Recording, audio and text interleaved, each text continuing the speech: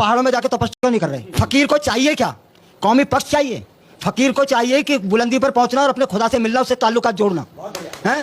तुम जो ये द्वेष फैला रहे हो, ये जो राजनीति गंदी कर रहे हो, इस देश का बेड़ा गर्क करने पर तुलोगे नहीं। अभी मेरे 2-3 सवाल होंगे, एक जवाब ले लीजिए, जवाब ले लीजिए। मुझे लगता है इनको भारत के संन्यास का मतलब ही नहीं पता है अभी तक। बुद्ध ज्ञान प्राप्त होने के बाद अपने जीवन के 46 वर्ष लोक कल्याण के लिए समर्पित करते हैं। इस देश के अंदर ऋषि परंपरा राष्ट्रीयता के लिए समर्पित रही है और हम भी भारत की राष्ट्रीयता को समर्पित होकर के राजनीति को एक मंच बना करके कार्य कर रहे हैं, जहां पर भारतीय राष्ट्रीयता का गला दबाने का कार्य हो रहा है। उन गला दबाने वालों को दरकिनार करने के लिए उस मंच के रूप में हम लोगों ने इस राजनीति को स्वीकार किया है।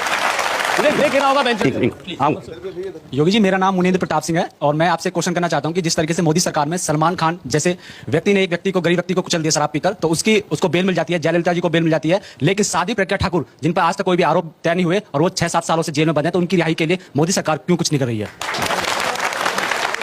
आपका प्रश्न जायज है, लेकिन इस पर मोदी सरकार का बस नहीं है, क्योंकि भारत की न्यायपालिका स्वतंत्र है, सरकार का उस पर कोई नियंत्रण नहीं है, इसलिए न्यायिक उस पर सरकार का कोई हस्तक्षेप नहीं होता है। चलिए, मेरा नाम डॉक्टर अहमद खान है। आदित्य जी, आप वैसे तो बहुत भोले हो और बहुत चेहरा भी आपका ऐसा लगता है कि वाकई बड़े मासूम हो, लेकिन आप जब भी बात करते हो कुछ ऐसी बात करो जो पब्लिक के लिए अच्छी लगे और देश चलने की बात हो। आप करते हो कश्मीर की बात करते हो, आप करते हो पाकिस्तान से मुसलमानों की बात करते हो कि बाहर भेजो। आपका अगर ये एजेंडा है कि मुसलमान देश से चले जाए, तो बताओ कहाँ जाए, भेजो उन्हें, कहाँ भेजना है? अगर आपका यही है, भाई आप तो योगी हो, आप तो कम से कम उनको आशीर्वाद दो। सारे देश के लिए सब फूल है आपके बराबर, आपके लिए। मैंने ये तो नहीं कहा कि मुसलमानों को पाकिस्तान भेज दीजिए। मैंने ये कहा भारत के प्रत्येक नागरिक को सुरक्षा प्रदान करना सरकार की जिम्मेदारी है और भारत की मोदी सरकार इस कार्य का निर्वहन कर रही है। लेकिन आपसे मैं पूछना चाहता हूं, कश्मीर में हिंदुओं के साथ जो कुछ हुआ, क्या कभी आप लोगों ने निंदा किया? क्या अपने जुमे की नमाज में इन बातों को आप लोगों ने कभी खंडन किया कि कश्मीर के हिंदुओं पर जो अत्याचार हुआ है उसकी निंदा करते हैं? मेरी आपत्ति है, मेरी आपत्ति है। अभी आपने कहा आप लोगों ने इससे क्या तात्पर्य? क्यों नहीं खंडन किया इन्होंने? इससे क्या तात्पर्य? इन सबसे जो ये प्रश्न पूछ रहे हैं, इन सबसे मेरा तात्पर्य है कि इन लोगों ने आखिर इस बात का खंडन कभी क्यों नहीं किया कि कश्मीर में जो कुछ हिंदुओं के साथ वो गलत हुआ है? खंडन करें ये लोग इसका। ऐसे लोगों को खंडन किया जाना चाहिए जो देश के अंदर जाति और मजहब के आधार पर भावनाएं भड़का करके समाज को बांट रहे हैं और देश को कमजोर कर रहे हैं। मैं आपके चरणों में पहले तो कोटि-कोटि नमन करता हूं। सर, मैं आपसे सिर्फ ये पूछना चाहता हूं, आपकी सरकार जो आई थी वो पाकिस्तान का एक मारे, अगर उसने हमारा इंडिया का एक मारा, उनके 100 मारेंगे। जिस दिन से सरकार बनी है उस दिन से कश्मीर में डेली पंगे हो रहे हैं। चीन हमें डांट रहा है, क्या श्रीलंका हमें डांट रहा है। दूसरी बात, पहलू जो हमारे सवाल का ये है कि आप अभी कह रहे हैं जो संप्रदाय के लोगों ने जेल भेजना चाहिए, तो सबसे पहले आपको जाना चाहिए। आज सीमा पर पाकिस्तान गोलीबारी करता है तो उसका जवाब मोटारों से भारत की सेना करती है और पाकिस्तान दुनिया के अंदर चिल्लाता भागता फिरता है। ये भारत की मजबूत विदेश नीति को प्रदर्शित करता है और भारत की सुरक्षा को प्रदर्शित करता है। आज चीन भारत की सीमा में घुसने का दुस्साहस नहीं करता है। यमन में फंसे हुए भारतीयों को वापस लाने के लिए जिस तेजी के साथ वहां पर राहत कार्य भारत ने किया है, दुनिया के अंदर एक मिसाल प्रस्तुत किया है। क्या इससे पहले कभी हुआ है? आप लोगों को धन्यवाद करना चाहिए मोदी जी का और कम से कम नतमस्तक होना चाहिए उनके चरणों में कि कम से कम देश के प्रत्येक नागरिक को सुरक्षा की व्यवस्था उन्होंने की है, प्रत्येक नागरिक का सम्मान उन्हें दिलाया है। एक ब्रेक के लिए रुकेंगे और ब्रेक के बाद हम महेंद्र आदित्यनाथ जी से ये जानने की कोशिश करेंगे कि जो बातें वो कह रहे हैं अगर वो इतनी अच्छी हैं और राष्ट्र के लिए इतनी जरूरी हैं, तो फिर प्रधानमंत्री मोदी को अलग अलग मंचों से, कभी पार्लियामेंट में भी इनके बयानों पर सफाई क्यों देनी पड़ती है, क्यों शर्मिंदगी उठानी पड़ती है, पूछेंगे। हम बात कर रहे हैं महेंद्र आदित्यनाथ से। बात हो रही है क्या इस सरकार के साथ साथ, विकास के एजेंडे के साथ साथ कोई दूसरा छिपा हुआ एजेंडा भी काम कर रहा है, जो सांस्कृतिक एजेंडा है, जो सामाजिक एजेंडा है, जिसमें हमें योगी आदित्यनाथ की बात कभी सुनाई देती है, कभी आवाज आती है साक्षी महाराज की, कभी आवाज आती है साध्वी प्रज्ञा की, साध्वी निरंजना जी की। महेंद्र जी, मेरा एक सवाल यह है कि भारत में आज जिस मुकाम पर ले जाने की कोशिश है भारत की इकोनॉमी को, दुनिया की नजरों में भारत की पैठ को, वो काम जब सरकार करती है और बड़े बड़े राष्ट्र नेताओं से हमारे प्रधानमंत्री जाके मिलते हैं, दुनिया के बड़े बड़े अखबार जब उनका इंटरव्यू लेते हैं, तो वो कहते हैं कि वो मुझसे बात नहीं करते, वो जब मैं हाथ मिलाता हूं तो वो मुझसे हाथ नहीं मिलाते, वो इस देश के 1.25 करोड़ लोगों को मेरी आंखों में देखते हैं और उनकी ताकत को देखते हैं। लेकिन वही दुनिया का सबसे ताकतवर मुल्क का नेता बराक ओबामा, वो भारत आते हैं, प्रधानमंत्री मोदी के साथ उनकी दोस्ती के चर्चे होते हैं और वो जाते जाते क्या कहते हैं कि भारत में धार्मिक सहिष्णुता घटी है। भारत में अगर आज महात्मा गांधी जिंदा होते तो उन्हें बहुत दुख पहुंचता। क्यों ऐसे हम माहौल पैदा कर रहे हैं कि हमारे प्रधानमंत्री को भी शर्मिंदा होना पड़े? सबसे पहले मैं ओबामा से पूछना चाहता हूं कि वहां 2 मंदिरों पर हमले हुए, ओबामा ने माफी मांगी? दूसरा प्रश्न ये कि सबसे अधिक नस्ली भेदभाव तो अमेरिका के अंदर होते हैं और उस नस्ली भेदभाव की उपज ही है ओबामा। दूसरा ये कि भारत के अंदर हिंदू अगर नस्ली भेदभाव में विश्वास करता या मजहब के आधार पर या धर्म के आधार पर बांटने में विश्वास करता तो 1947 नहीं आर पार हो गया होता।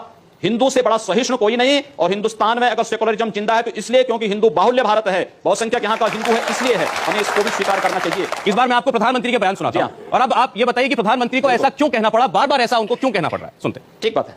किसी को भी कानून हाथ में लेने का अधिकार नहीं होता है, किसी को भी संप्रदाय के आधार पर किसी के साथ डिस्क्रिमिनेशन करने का अधिकार नहीं होता है। मेरी जिम्मेवारी है, सरकार में बैठा हूं, सरकार कैसे चलेगी उसकी जिम्मेवारी है। और इसलिए मैं आपको कहना चाहता हूं, और मैं बार बार कहता हुआ आया हूं, संप्रदाय के नाम पर अनाप शनाप बातें करने वालों को कहना चाहता हूं, हम एक रूपता के पक्षकार नहीं है, हम एकता के पक्षकार है। और सभी संप्रदायों का फलना फूलना ये भारत की धरती पर ही संभव होता है।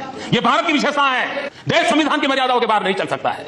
ये बातें उनको इसलिए कहनी पड़ी क्योंकि ऐसा माहौल बना कि सरकार और अगर सरकार नहीं तो पार्टी से जुड़ी, संघ से जुड़ी कुछ ऐसे संगठन हैं जो लगातार इस प्रकार के एजेंडे को आगे बढ़ा रहे हैं, जिससे विद्वेष फैल रहा है समाज में। प्रधानमंत्री जी ने जो बात कही है, एक संवैधानिक पद पर बैठा हुआ कोई भी व्यक्ति इस प्रकार की बात करेगा, और उसको करना भी चाहिए कि भारत के अंदर अल्पसंख्यक और बहुसंख्यक के आधार पर हमने नहीं बांटा है, ये किसने बांटा है, यह आज तय होना चाहिए।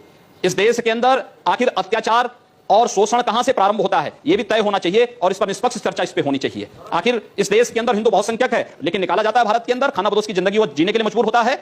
दुनिया के अंदर आश्चर्य होता है इस बात को लेकर के कि दुनिया के अंदर अल्पसंख्यक समुदाय धर्मांतरण जैसे कानून बनाने की मांग करता है, क्योंकि जिसके उनका अस्तित्व न समाप्त हो। भारत के अंदर बहुसंख्यक समाज को अपने अस्तित्व को बचाने के लिए धर्मांतरण पर कानून बनाने की मांग करनी पड़ी है। यह उनके साथ हो रहे भेदभाव को प्रदर्शित करता है। आप एक तरफ मांग करते हैं धर्मांतरण पर कानून की और दूसरी तरफ अभियान चलाते हैं घर वापसी का, दोनों एक साथ कैसे चल सकती हैं? बिल्कुल, हम कहते हैं इस बारे में जी, इसमें कोई बुराई नहीं। धर्मांतरण पे कानून बन जाएगा, अपने आप सब कुछ समाप्त हो, अपने आप ठीक हो जाएगा सारी बातें। घर वापसी क्या है? लोकतंत्र देखिए, किसी कालखंड में जोर जबरदस्ती से जिन लोगों को धर्मांतरण कराया गया था, अगर वो स्वेच्छा से घर वापस आना चाहते हैं, या घर वापसी है धर्मांतरण नहीं, अगर वो स्वेच्छा से आना चाहते हैं, कोई दबाव नहीं, कोई लोभ लालच नहीं, लेकिन अगर वो स्वेच्छा से आना चाहते हैं, लेकिन धर्मांतरण में छल है, छद्म है, धोखा है। अच्छा, आप कह रहे हैं कि धर्मांतरण बगैर किसी दबाव के, बगैर किसी लोभ लालच के होना चाहिए, और आप जो घर वापसी करते हैं उसमें ये नहीं होता। इसको लेकर 2-3 सवाल है मेरे, आप इसका जवाब दीजिए। नहीं, बिल्कुल नहीं होता है। आगरा में किसी प्रकार का कोई भेदभाव नहीं होता है। आगरा में 300 लोगों का धर्म परिवर्तन कराने का प्रयत्न हुआ।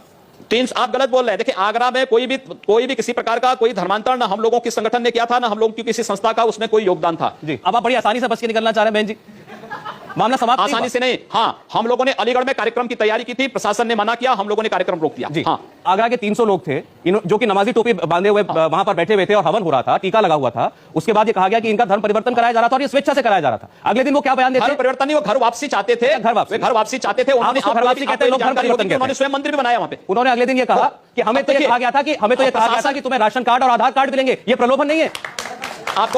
आप मुझे बताइए, उत्तर प्रदेश में सरकार किसकी है? क्या भाजपा की सरकार है?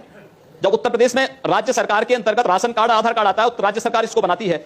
जब भारतीय जनता पार्टी की सरकार नहीं, तो भारतीय जनता पार्टी क्या लालच उसमें देगी? एक व्यक्ति है, बात पुरानी होगी लेकिन आप जरूर जानते होंगे, राजेश्वर सिंह जी। ये एक संस्था चलाते थे, धर्म जागरण समन्वय समिति, और ये बहुत सुर्खियों में रहे यही धर्म परिवर्तन घर वापसी के मुद्दों को लेकर के। मैं आपको इनका बयान सुनाता हूं जो अखबार में छपा, जिसका खंडन नहीं हुआ। इन्होंने कहा, हर महीने 50 लाख रुपए का खर्च है 1000 परिवारों का धर्म परिवर्तन कराने का। 8 से 10 लाख रुपए तो सिर्फ पेट्रोल डीजल पर सिर्फ पश्चिमी उत्तर प्रदेश में खर्च करते हैं हर महीने। इतना पैसा लग रहा है और आप कह रहे हैं स्वेच्छा से घर वापसी हो रही है? लोभ लालच में नहीं ना, और हर वक्तव्य का खंडन नहीं किया जाता है। जो व्यक्ति बोल रहा है किस परिप्रेक्ष्य में बोल रहा है, जब मैंने उनका